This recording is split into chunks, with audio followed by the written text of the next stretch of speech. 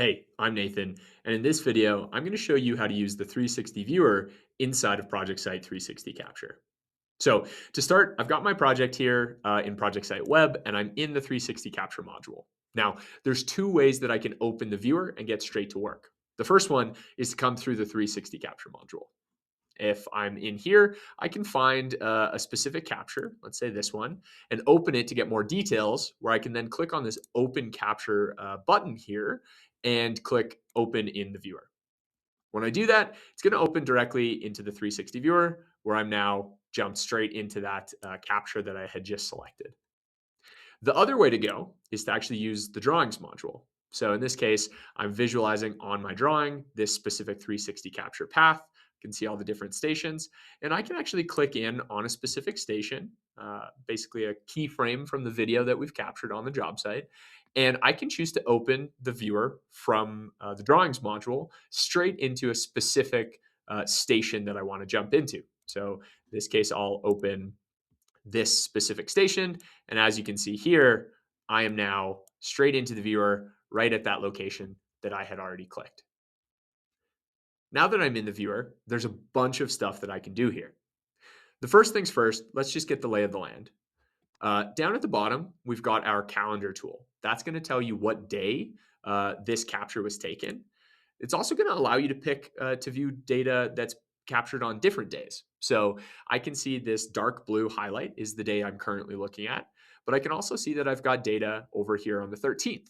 If I want to swap to see the capture from that day, all I have to do is click on that other date in the calendar, and I can see that my project looks quite a bit different on that other capture day.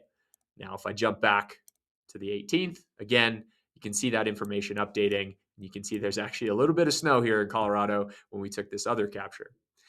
The other tools that I can use are down here in the bottom right. I can see specifically what time of day that capture was taken. So I know if it was in the morning, afternoon, before an installation, after, all sorts of information that I can use based on that date and timestamp. I can also click through and click the play button, which is going to take me from one station to the next kind of automatically, where I can just kind of let it follow almost like a virtual tour, and I can kind of navigate around and let it keep going from one to the next. I can also just use the next button here and click from station to station or go backwards from one station to the next. If I click on multiple at a time, you'll notice here in a second, we've got a little tooltip that's going to tell you which station you're going to, right? So it's not loading all of them, but there we go. Now I want to get to that station. So here we are. I can also jump all the way to the very last station or to the very first station. So quite a lot of little tools that I can use here that are pretty easy to navigate around. The other way that I can navigate my job site, which is pretty visual and pretty easy to get behind, is the little station icons that we've got here. So you notice that I can click right within the photos from one station to the next and navigate ahead. We've limited it to these kind of couple of stations here so that we're not clouding the whole view, but I can go forwards and backwards pretty easily based off of that. The other way that I can navigate is by using the mini map.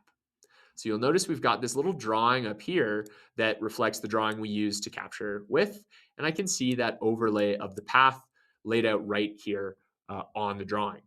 Now, when I navigate through, I can click on any one of these stations and kind of jump between areas of the drawing so I can more quickly get around and get to specific elements that I really want to see. What I'll notice while I'm in here as well with that mini map open is that it not only shows me where I am on the map, but it also shows what I'm looking at.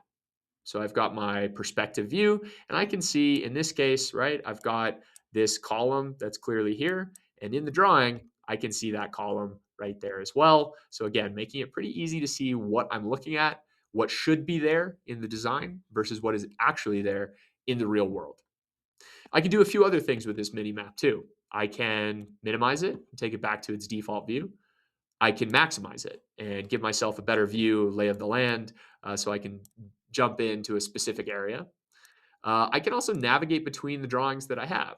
So potentially, I want to jump between floors on this building and jump between different captures. So in this case, I can go to a previous floor, in this case, floor two, and navigate between different captures, and then maybe jump back up to floor three. or I can obviously jump around and navigate in different areas here. The other thing that I can do now that I'm zooming around my job site in this virtual kind of tour is I can use the split screen feature to see change over time. So this is kind of one of the key features here of Project Site 360 Capture. What I can do is if I have multiple captures over time, in this case, the 13th and the 18th, I can click that little split screen button down in the bottom right, and that's going to help me now see two different time periods of the job site, which allows me to understand what did the job site look like previously, what does it look like now, and how does that changing over time. So I can take this day over day, week over week, month over month. In this case, what I can notice is not only is there quite a bit of snow going up, but I can start to see some things like the formwork coming up, getting laid. I can start to see different elements kind of being set, this elevator shaft going up, things like that. And that helps me really track what's happening over the job site, the progress that's being made, what should be getting done versus what is getting done. And it also allows me to have some certain tools like being able to have x-ray vision, right? If you got to capture before the drywall goes up and then after the drywall, it allows you to see what's behind the wall. It allows you to see where those conduits are, where those utilities are without needing to take a hammer and smash a bunch of holes in, right? You can actually see behind the walls because you have those captures. Another great way that you can use this is if you're working with a variety of other trade partners on a job, and you've run into an issue where delays are stacking up a little bit.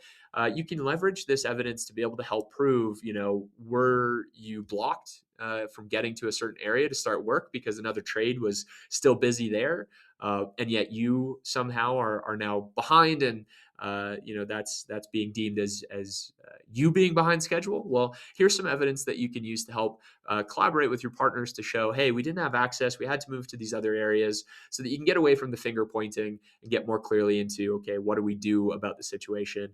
How do we move forward? The last thing that I'm going to show here, I'm going to close out of my split screen, is if I'm tracking, as I'm walking through my job site, maybe I see an issue, maybe I have a question, I want to share that with a colleague, right? I can do that directly from within here by using the BCF topics feature in this toolbar and clicking on an element of my photo where I'm now specifically adding that BCF topic right there on the photo. What that allows me to do is create let's just use example topic, and we'll call it a inquiry, right? This is using the Trimble Connect platform, right? So this is built off of the Trimble Connect viewer platform where the BCF topics are tied across the entire Trimble ecosystem, right? So when I create this, I can share this really easily with users in Connect, Site Vision, Tekla, really all over that Trimble ecosystem to help really navigate and coordinate work that's ongoing with a variety of different people. What these BCF topics allow me to do is maybe I'm not ready for an RFI or a change order or something a little bit more rigorous, right? In that regard in ProjectSight, maybe I just want to create something and tag my field colleague in that, ask a question, get a quick answer, and we can close it out.